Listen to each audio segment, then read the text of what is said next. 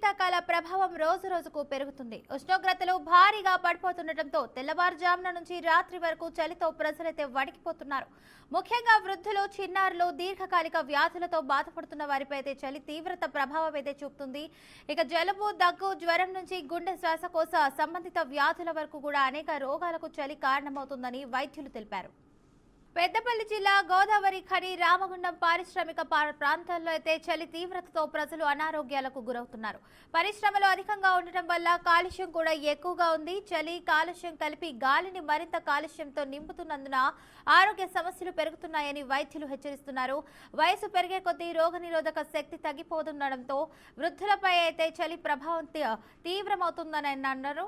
ఇక రక్తపోటు, గుండెపోటు ప్రమాదం, ఊపిరితిత్తుల ఇన్ఫెక్షన్లు, కీళ్ల నొప్పులు వంటి సమస్యలు కూడా ఎక్కువగా కనిపిస్తున్నాయి. ఇక పాత రోగాలు తిరిగి ఉధృతమైతే అవుతున్నాయి.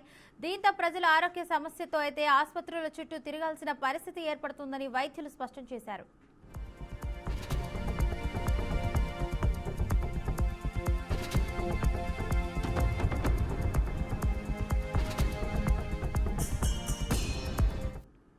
రైట్గా ఇదే అంశానికి సంబంధించినటువంటి పూర్తి సమాచారాన్ని మా ప్రతినిధి శ్యామ్ అయితే అందిస్తారు. శ్యామ్, చెప్పండి, అప్డేట్స్ ఏంటి?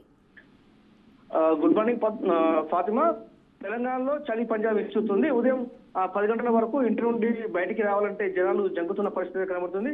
చలి తీవ్రత తట్టుకోలేక చలి మంటలు పెట్టుకోవడం, అదేవిధంగా స్వెటర్లు ధరించడం వంటివి చేస్తున్న పరిస్థితి కనబడుతుంది. రాత్రిపూట భారీగా ఉష్ణోగ్రతలు పడిపోతున్నాయి. ఉదయం 10 గంటల వరకు పొగ మంచు తగ్గకపోవడంతో వాహనదారులు కూడా అనేక ఇబ్బందులు పడుతున్నారు. ఉదయం పూట వాహనాలు నడిపేటప్పుడు రహదారి కనబడకపోవడంతో లైట్లు వేసుకుని నెమ్మదిగా నడపవలసి వస్తున్న పరిస్థితి కనబడుతుంది. తెలంగాణలోని ఏజెన్సీ ప్రాంత ప్రజలు చలితో అనేక ఇబ్బందులు పడుతున్నారు. ఉదయం ఇంటి నుండి బయటికి రావాలంటే జంకుతున్న పరిస్థితి కనబడుతుంది. ఉదయం పనులకు వెళ్లేవారు, వ్యవసాయ పనులకు వెళ్లేవాళ్ళు కావచ్చు, అదేవిధంగా స్కూల్కు వెళ్లే పిల్లలు కూడా చలితో ఇబ్బందులు పడుతున్నారు. ఉదయం 10 గంటల తర్వాత పనులకు వెళ్తున్న పరిస్థితి కనబడుతుంది.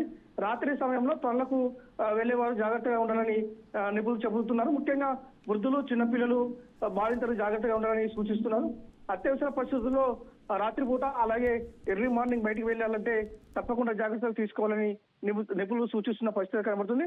సాధారణంగా ఉష్ణోగ్రతలు రోజు రోజుకు గణనీయంగా పడిపోవడంతో పలు జిల్లాల్లో సింగిల్ డిజిట్కే ఉష్ణోగ్రతలు పరిమితమయ్యాయి. ముఖ్యంగా రాష్ట్రంలో రాగల 2-3 రోజుల్లో చలి తీవ్రత భారీగా పెరిగే అవకాశం ఉందని వాతావరణ శాఖ తెలిపింది. కొన్ని ప్రాంతాల్లో కనిష్ట ఉష్ణోగ్రతలు సాధారణం కంటే 3 నుండి 4 డిగ్రీల సెంటీగ్రేడ్ వరకు తగ్గే అవకాశం ఉందని పేర్కొంది. వాతావరణ పరిస్థితుల దృష్ట్యా రాష్ట్రంలోని కొమరంభీం, ఆసిఫాబాద్ జిల్లా, అదేవిధంగా ఆదిలాబాద్, మంచిర్యాల, నిర్మల్ జిల్లాలో సింగిల్ డిజిట్ కు ఉష్ణోగ్రతలు పడిపోయాయి.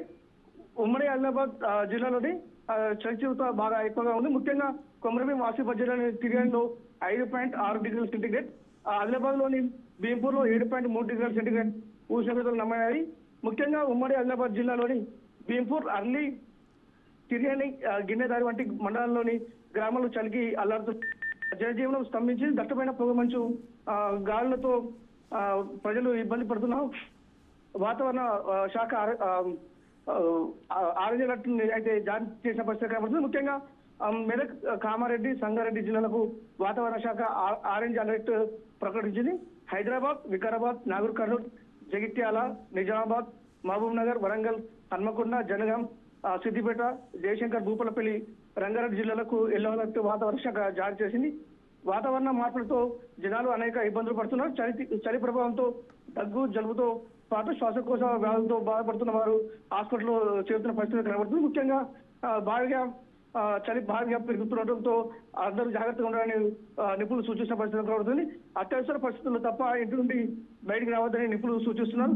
ఒకవేళ ఇంటి నుండి బయటికి వెళ్తే మాత్రం తప్పకుండా జాగ్రత్తలు తీసుకోవాలని నిపుణులు సూచించిన పరిస్థితి కనబడుతుంది. ఫాతిమా.